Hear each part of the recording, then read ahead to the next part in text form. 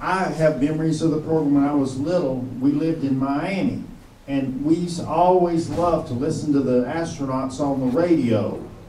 And so anyway, I would listen to the astronauts on the radio, and you know, I really did enjoy listening to the liftoff and everything. And during the moon landing, I was up at a summer program in St. Augustine, a teen program for the blind, and somebody said, "The Eagle has landed." And so we were in the TV room listening to it and everything, and it was really nice. I'm Jeff Landers, by the way.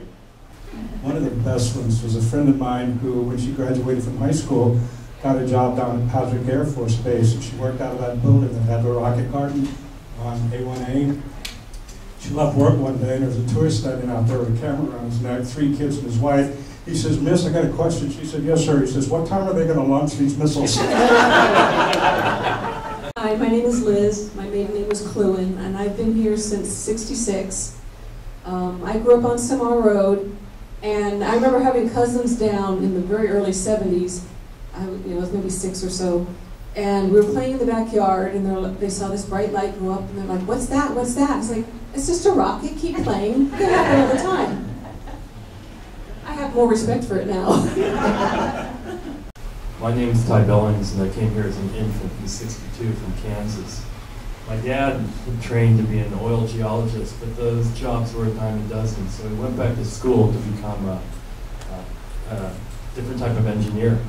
And he really loved trains and bridges, and that's what he wanted to build, but he heard that they were building bridges to the moon in the swamps of Florida. And he came down here and he took a job. And so I found out they first surveyed the land to find out how closely you could put the buildings to each other to be efficient, yet far enough from each other to be safe. So he went from surveying to becoming a safety engineer. And I remember different times when I wouldn't come home for a while to crash test safety systems and stuff like that. And then at some point, you know, he got to hang on for Apollo Soyuz and then stick around and do shuttle.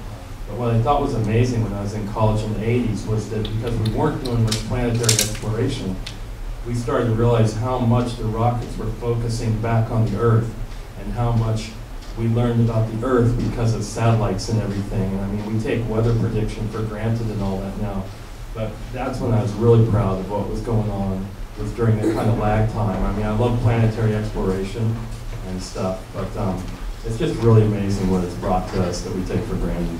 My name's Dinah Middle, and my family moved here in 1962.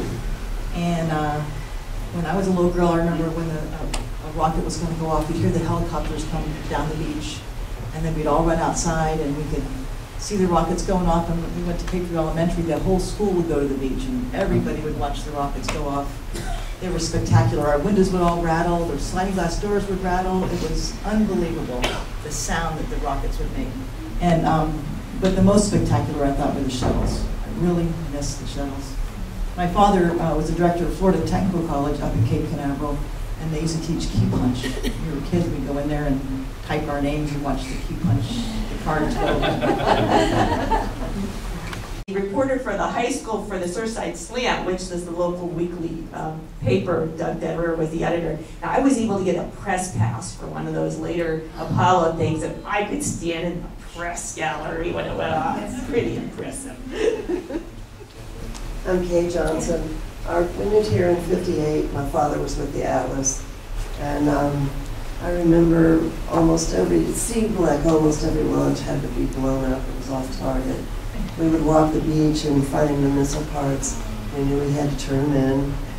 And our first house was Titusville Beach, which actually was like an army barracks, like a one-room place. And it was one of the old lookout stations that were all along beaches. And then Cape Canaveral expanded.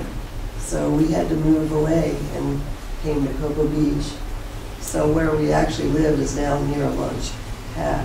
Because at that time, I was 4, we could see the launch pad from our house. And it's like, wait, this is top secret. But so many of my friends were in that movie. But we did, in the middle of the night, the phone would ring, and we knew we could run to the beach with my mom, who were doing this for the launch, because the launches were top secret. Nobody knew when they were, except the phone would ring. But actually, this movie is so true. This was a great place to grow up. We, at the time, didn't know how unique our childhood was. So I love seeing this again.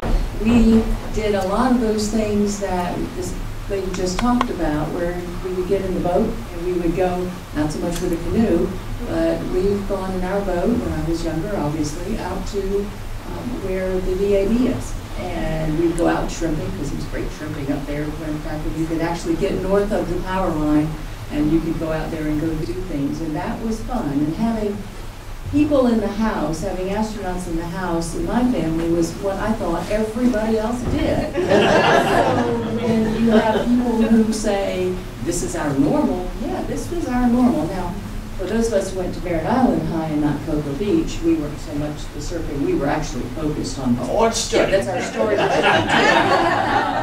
But it was a very, very interesting time, and there were some very traumatic, obviously, things along the way, especially for my father, the losses of a number of his friends and so forth. But it was, wouldn't trade it for anything, not at all. It's great.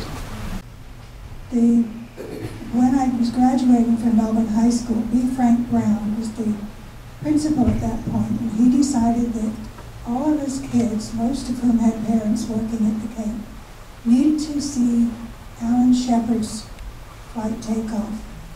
So when the launch was imminent, he called a fire drill. So we all trooped out to the bleachers to watch the rocket go up. And then we went back inside because the launch was scrapped. So once again, the launch is imminent. He brings the fire drill. We troop about. We go back into classes because again it was scrapped. I think we set the record for the number of fire drills in about 10 minutes. But we finally saw him go up. And so they did the fire drill things so we could all go out and watch them go up. I mean, it was pretty ridiculous, not education. Anyone else? I'm Tom Clark. We moved here in '64 from Huntsville, Alabama. My dad got a job working for NASA and met a stranger there before we moved from Huntsville down here. And after a couple of years, the man showed up at our house for dinner one day, and come to find out it was Vernon von Braun. And later on, through the years, when I went to high school, I went to Cocoa Beach High from 7th through 12th, graduated in '71. I really didn't know what my dad did, and come to find out after I left school, he was one of the project managers for the Apollo program. But pretty nice. And when one of those Saturn V's took off, you knew it took off. But Apollo, you would have people from everywhere, and all the news people. Cocoa Beach was just crowded, the whole Brevard County. But Cocoa Beach was an entirely different place then. All these condos were not there. Remember the pine trees? The Australian pines were everywhere. Those were killed in a frost in the 80s. But they had been there for many years. And some of these shots in here where they show the beach, that's what it used to look like. If you go up to Playa Linda or the National Seashore, that's kind of what it looked like.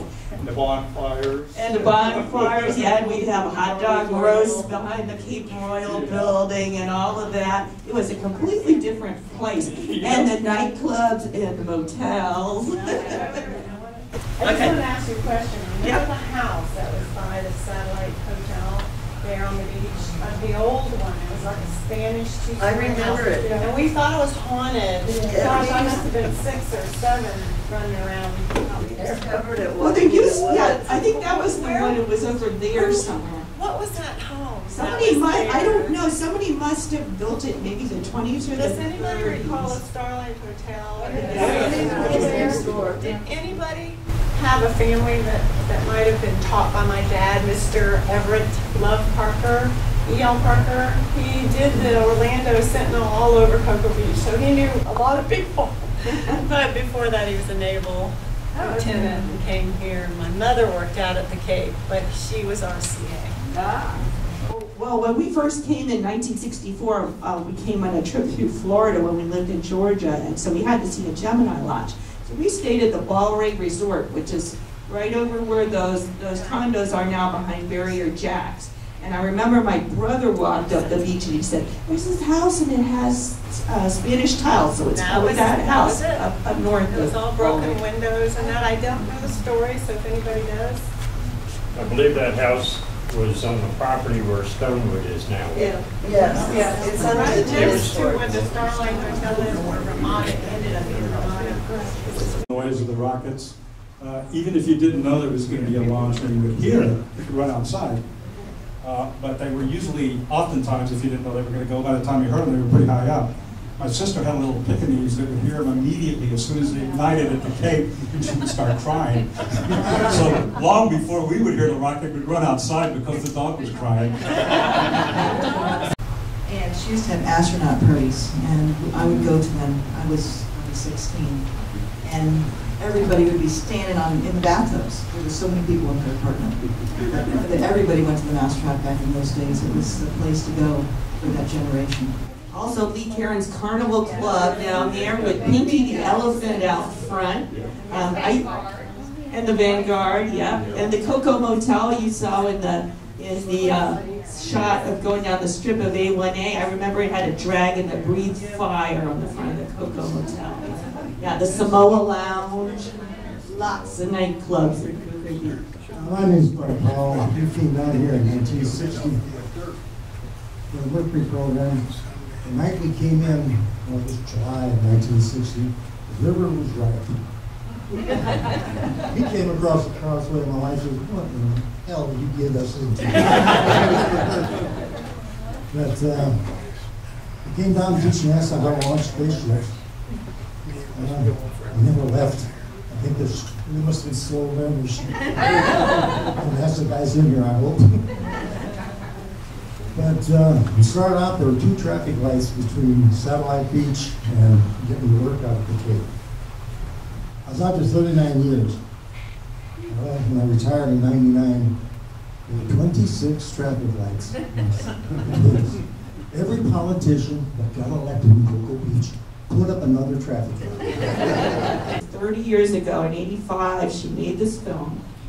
And it was 30 years after the space program had started. So now we're talking about 60 years.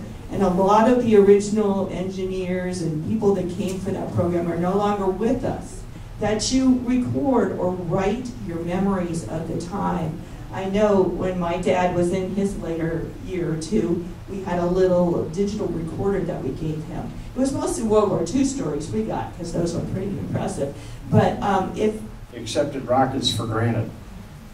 Like everybody else in the world got that opportunity, and I realized, no, nobody else in the world has the opportunity that we have right here. And it renewed my interest in the whole space program, and I'm totally involved with it today.